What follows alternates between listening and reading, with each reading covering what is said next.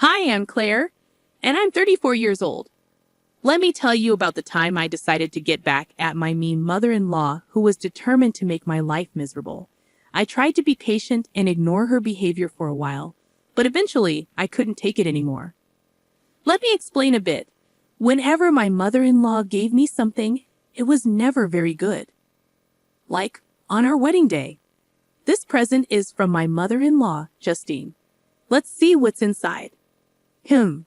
It's a used spatula. Well, thank you. And on my 31st birthday, Justine, you really shouldn't have. What's inside? Oh, what exactly is it? It's a shovel, dear. Ah, how nice. But it looks a bit old. It's a fixed-up shovel. I later discovered she took it from the neighbor's shed and gave it to me. Another time, when I hosted a dinner party, she brought the cheapest bottle of wine she could find. At that point, I wished she wouldn't bother doing anything for me at all. But what really bothered me were the times she insisted on cooking for me, only for the food to taste awful every single time. At first, I was understanding. Not everyone is a great cook, and that's okay. I thought it was the thought that counted, not necessarily the taste. But then I learned that the same dishes she made for me tasted amazing when she cooked for other people. After trying to convince myself otherwise for a while, I realized she was intentionally making my food taste bad. Claire, try my casserole. I made it. I'm really full from all the food you've given me. Please, just take a bite for me. I reluctantly took a bite, feeling uneasy about what might happen next. As expected, the casserole tasted terrible. It made me wonder if she was trying to harm me with it. You might be wondering what my husband thought about all of this. Well, he didn't believe me. I didn't blame him. It's tough to accept such a strange idea, especially when it's about your own mother. But I kept asking him to try the food she made for me, hoping he'd see what I meant. Every time, he'd dismiss me, saying I was imagining things. Sometimes he'd almost try it, but Justine always stopped him. Hey, that food is for Claire. I made it just for her, considering her dietary needs. Yes, I have specific dietary needs because I'm a vegetarian, but I married into a family that loves their meat. So whenever there's a big family meal, my mother-in-law, Justine, would make a separate dish for me, which I appreciated. But it always seemed like she didn't put much effort into it. After realizing she was messing with my food, I tried to understand her. Maybe she was upset about having to make a special dish for me. But that didn't explain why she gave me terrible gifts all the time. I tried to give her the benefit of the doubt until a few months ago. I invited a coworker who's also a vegetarian to a family cookout.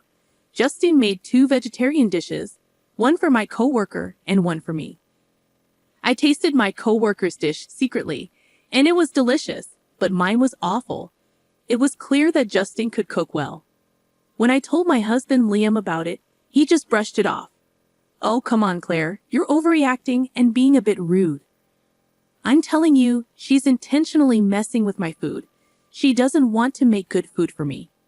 Even if the food isn't great, which I doubt, what do you expect from her? She's just one person. Maybe you could help her out in the kitchen, especially with vegetarian dishes. I've offered to help many times, but she gets defensive and thinks I don't like her cooking. Which you don't. And when I suggest things, she gets upset.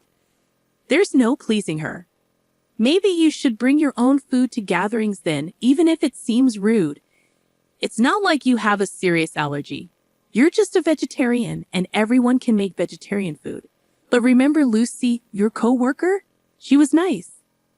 Yeah, Lucy's food was great, even the vegetarian dishes. They both took a moment to think about everything. Liam sat down on the bed, thinking deeply. Well, say something, Claire urged. Look, you're my wife, and I love you. I want to trust you, but I think you might be imagining things. I understand that my mom can be odd with gifts, but sabotaging your food. That's really messed up and dangerous, isn't it? Exactly. One time, I swear I smelled bleach in my food. I had to make an excuse to go to the bathroom so I wouldn't have to eat it. Claire, maybe because you and my mom don't get along, you're seeing her differently than the rest of us. She's a fantastic cook. I agree. After trying Lucy's food tonight, I'm sure she can cook well, but for some reason, she doesn't put in the effort with me. Enough! I won't let you talk badly about my mom anymore. She's a great cook. You're imagining things. I was frustrated. How many times did I have to convince him I was telling the truth? I decided to prove it. I waited for the next family gathering to make my move. About a month later, my mother-in-law called. I'm good, thank you. How about you? Oh, I'm excited. We're having another family gathering this weekend to celebrate Uncle JJ's return from France. Can you and Liam make it? Of course, Justine. We wouldn't miss it. Oh, that's great. Uncle JJ prefers simple things, even though he's from France. So we're keeping it casual with sliders and sandwiches. You can even bring your coworker friend again. She was lovely. Unfortunately, she can't make it this time, but Liam and I will be there. Oh, that's too bad. But I'm glad you both can come. Oh, one more thing before I forget. I've decided to get you some special plates to make it easier to separate vegetarian and non-vegetarian dishes. They're beautiful navy blue plates. No problem, Justine. Thank you. Okay, see you soon. After hanging up, I couldn't help but feel uneasy. Normally, different plates wouldn't bother me, but knowing what I knew about her, I realized it was just another way for her to make me feel isolated from everyone else. Everyone else in the family always enjoys their meals, but mine are always terrible. So when I complain, I look picky and fussy. But that's not true. There are rumors going around that I'm just being difficult, and I wish I could prove them wrong by sharing my food. But Justine always stops me and gets upset if I don't eat what she made. Sometimes I manage to avoid eating it, but usually I have to force it down quickly to avoid tasting it. Whenever I visit, I dread it and can't wait to leave and make my own food. But this weekend was different.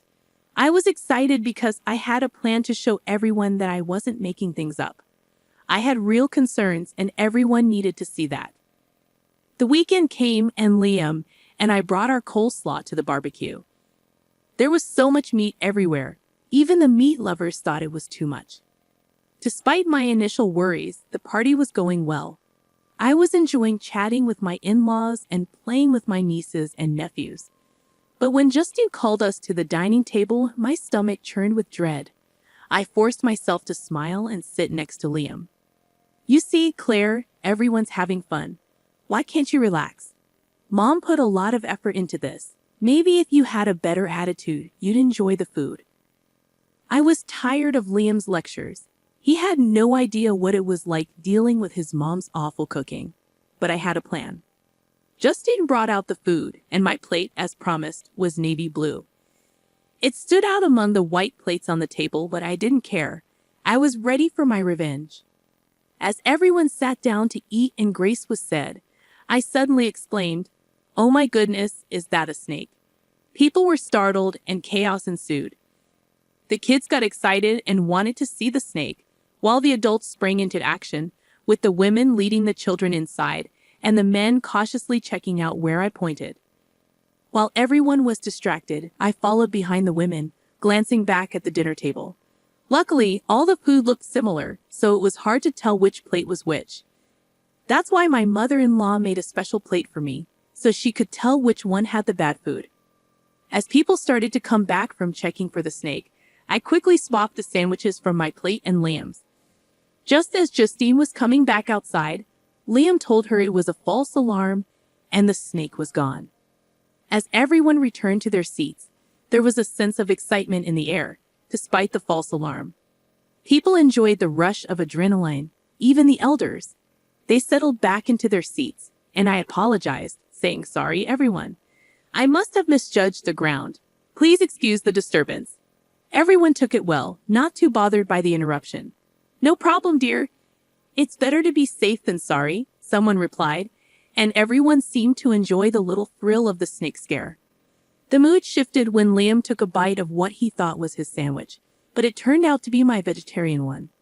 "It's wild," he said before biting into it. Suddenly, he stopped and everyone's attention turned to him. He gagged and spat out the sandwich. "Ew, this is awful." "Liam, that's so rude," Justine scolded him.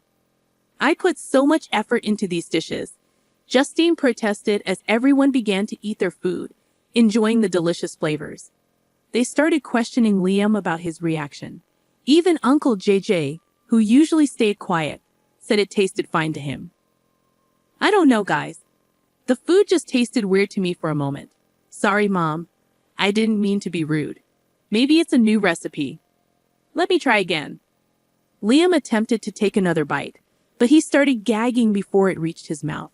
Justine was getting flustered and complained about Liam's rudeness. Mom, I'm sorry, but I can't eat this. There's something wrong with it. Except it's not, I added, and everyone looked at me surprised by my statement. It was then that Liam noticed I hadn't touched my food. Babe, why aren't you eating? Because it has meat in it, I admitted. The table fell silent, and I saw understanding dawn in Liam's eyes. Mom, have you been messing with Claire's food? Everyone exclaimed, shocked. Justine started shouting in response.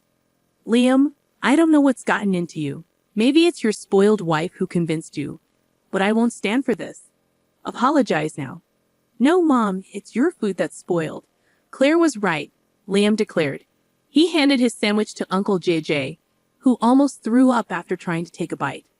Justine's eyes turned to me, filled with venom. What have you done? She hissed. I should be asking you the same thing. You've been sabotaging my meals every time I come here, making me miserable. I confess to everyone. I'm sorry for lying about the snake. But I needed a distraction. Justine has been poisoning my food since I joined this family. Everyone gasped in shock. It's true. I suspected it for a while, and I know I might have seemed picky, but try Justine's sandwich if you can stomach it, I urged. The sandwich made its way around the table, eliciting gagging and dry heaving from those who tried it. They advised the elderly and children not to eat it, and one person even considered going to the hospital due to the smell. Your move, Justine, I challenged. Okay, you got me. I was sabotaging your food, Justine confessed. Why would you do that? Because she hates me. She's always had it out for me since day one, Justine shouted. Liam suddenly looked ill. He vomited all over the grass and collapsed onto the patio sofa. Mom, what did you put in that sandwich? Liam asked weakly. Liam, Oh God, are you okay? That sandwich wasn't meant for you. I'm so sorry, everyone. Please forgive me, Justine exclaimed in panic. Uncle JJ's homecoming had to be cut short, and several family members rushed Liam to the hospital. It turned out that the sandwich contained rancid mushrooms with traces of cat feces, causing severe food poisoning. Liam was hospitalized for some time as he recovered, and my mother-in-law was arrested after confessing to her actions. The incident made me realize the extent of her hatred towards me. She was willing to harm me just because she despised me. If it had been me, she might have delayed getting help. But because it was her son, she rushed to fix her mistake. However, it was too late. Thankfully, Liam recovered fully. During his hospital stay, he repeatedly apologized for not believing me about his mother's actions. His mother attempted to post bail, but the other family members refused, insisting she needed to reflect on her actions. Visitors informed me of her remorse and realization of her mistakes after seeing her son suffer. However, I couldn't accept her apology. It took seeing her son in pain for her to acknowledge her wrongdoing. For years, she never considered the harm she was causing. Who knows what else she put in my food? I endured it in silence, often getting sick and missing work to recover. After sharing this with my husband, he felt even more sympathetic towards me and promised to always believe me. I'm relieved I could impart 2 lessons. Always trust your spouse and don't mess with me, or you might end up in jail.